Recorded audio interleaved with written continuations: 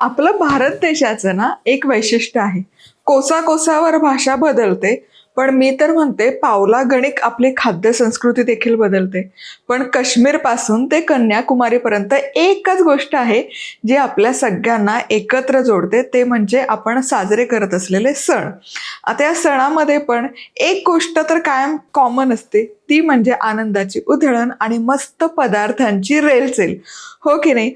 तर या पदार्थांच्या सीमाही आता ओलांडल्या गेलेल्या आहेत. म्हणजे आता मालपुआचंच उदाहरण घ्या. उत्तर भारतात तर तो अगदी केलाच जातो. बंगालमध्ये येईपर्यंत त्याचा पुआ होतो. आपल्या कोकणात येईपर्यंत त्याची मालपोळी होते. हो की नाही? नमस्कार, मी मधुरा. मधुराज रेसिपी फूडीमध्ये तुम्हा सर्वांचं खूप खूप खूप मनापासून स्वागत. रसरशीत असा मालपुआ आपण करणार आहोत. मालपोळीची रेसिपी ऑलरेडी पोस्ट केलेली आहे. मालपोळी बाय मधुराज रेसिपी यूट्यूबवर सर्च करा. नवीन कोरक करकरीत चॅनल आहे, पटकन सबस्क्राईब करा. अतिशय साधी सोपी रेसिपी दाखवत आहे. तर सगळ्यात आधी करायचं काय, बरं, साहित्याची सविस्तर यादी व्हिडिओच्या शेवटी असते, परत इथे कॅप्शनमध्ये पण दिसेल ग्रॅम आणि कपमध्ये. तर इथे 1 कप मैदा घेतला आहे. तर समप्रमाणातच इथे मी मिल्क पावडर घेते. 1 कप मिल्क पावडर, अर्धा कप घेतली तरी चालेल. चवीत असं काही फार फरक नाही पडणार कमी घेतली म्हणून. यामध्ये 3 टीस्पून आपण बारीक रवा घेतोय, चिमूटभर मीठ आणि कच्ची बडीशेप 1 चमचाभर. आता हे सुकं पदार्थ आहेत, हे छान मिसळायचे. आता यामध्ये दूध घालूयात. तर 1 कपला थोडं कमी दूध लागतं, 1/4 कप दुधाचा इथे वापर होतो. आता हे मिसळूयात. सैल आपल्याला पीठ अजिबात करायचं नाही, घट्टसरच ठेवायचं. उरलेलं पण दूध घालते. घेताना मी 1 कपला थोडं कमीच घेतलं होतं. चला, इथे बरोबर 1 कप दूध मी वापरलं. तर मैद्याचा पोत कसा आहे त्याप्रमाणे एखाद दुसरा चमचा दूध इकडे तिकडे होईल. पण हे बघा, हे असं घट्टसरच हवंय. ते पळीमध्ये घेतलं की असं सोडता आलं पाहिजे. आता हे 10 मिनिटं मुरण्याकरता ठेवूयात. मालपुआचं पीठ आपलं छान मुरतंय तोवर आपण पाक तयार करूयात. 1 कप साखर घेऊयात. यामध्ये 1 कप पाणी घालायचं, मिसळायचं. साखर विरघळेपर्यंत मोठ्या आचेवर हे शिजवून घ्यायचं. मोठ्या आचेवर पाक छान शिजवून घेतला. पाकाला छान उकळी आली आहे आणि साखरही बघा सगळी विरघळली. आता मात्र गॅस मंद आचेवर करायचा आणि मंद आचेवर पाक 5 मिनिटं शिजवून घेऊ. चला, आता पाक कसा झाला ते चेक करूया. आता ही सगळ्यात महत्त्वाची टीप, पाक चेक करत असताना खाली गॅस अजिबात सुरू करू नका. काय होतं, आपलं चेकिंग होईपर्यंत, पाक थंड होईपर्यंत तो पुढे शिजण्याची प्रक्रिया सुरू राहते आणि पाक मग पुढे निघून जातो. त्यामुळे आपला गुलाबजामचा पाक कसा असतो ना, तितकाच आपल्याला चिकट फक्त हा पाक तयार करायचा. तारबीर काहीच आणायची गरज नाही. पाक हलका थंड होऊ द्यायचा आणि मगच तो चेक करायचा. हे बघा, पाकाला फक्त चिकट पण आलाय, तार वगैरे पण अजिबात येत नाही. तार येते पण ती तुटतीये. याचा अर्थ आपला पाक परफेक्ट तयार आहे. चला, साखरेचा पाक तयार आहे. त्याचबरोबर तेलही गरम करायला ठेवलंय आणि हे मालपुआचं पीठ बघा छान असं झालंय, मस्त मुरलंय. आणि कन्सिस्टन्सी बघा, अशी पोरिंग कन्सिस्टन्सी हवी, पातळ अजिबात नको. हे असं हवं प्रकरण. कंडेन्स्ड मिल्क कसं दिसतं अगदी तसं.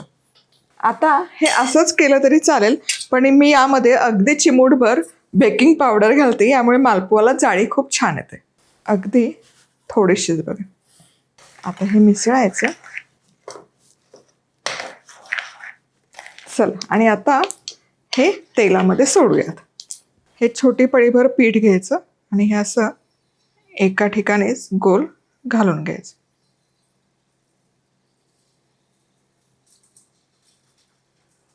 मस्त.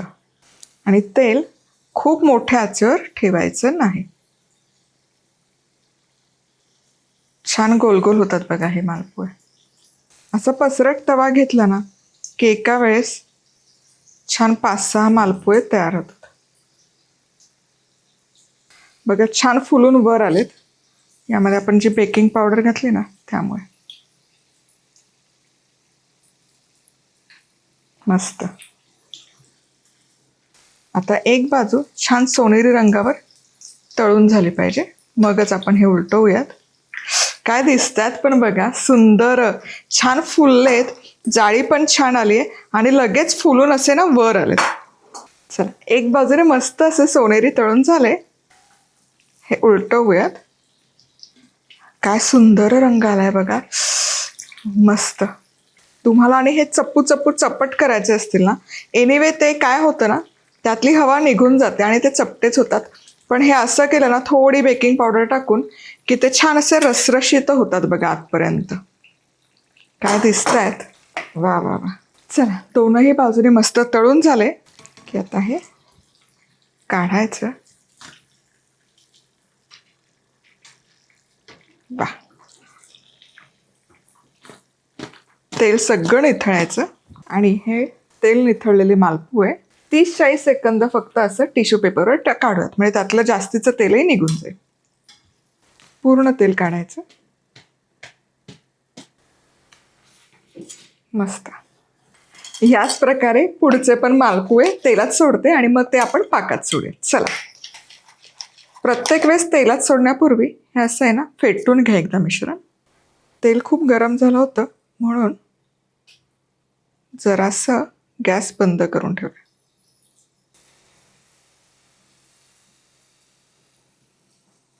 वा,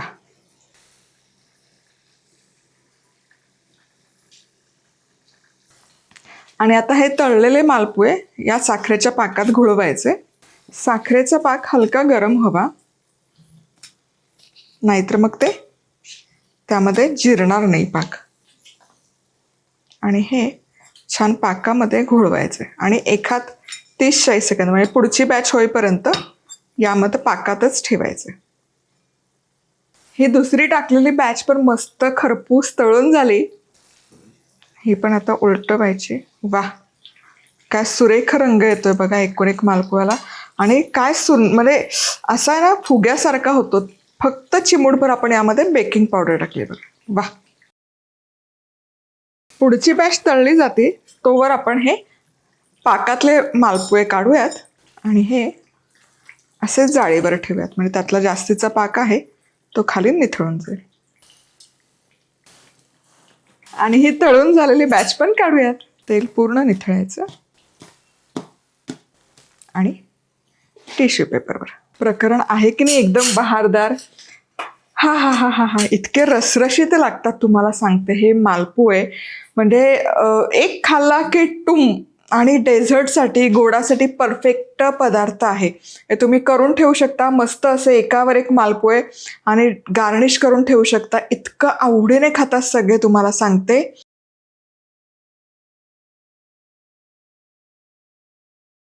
आता हे जे प्रमाण घेतले आपण, 1 कप मैदा, 1 कप मिल्क पावडर, यामध्ये 18 ते 20 मस्त आकाराचे मालपुए तयार होतात. बहारदार लागतं, करून बघाच. पुढे काही सांगत नाही, फक्त जाता जाता लाईक, कमेंट, सबस्क्राईब. पुन्हा भेटूयात. तोवर मस्त राहा, खुश राहा, आनंदी राहा. सगळ्यात महत्वाचं, खात राहा.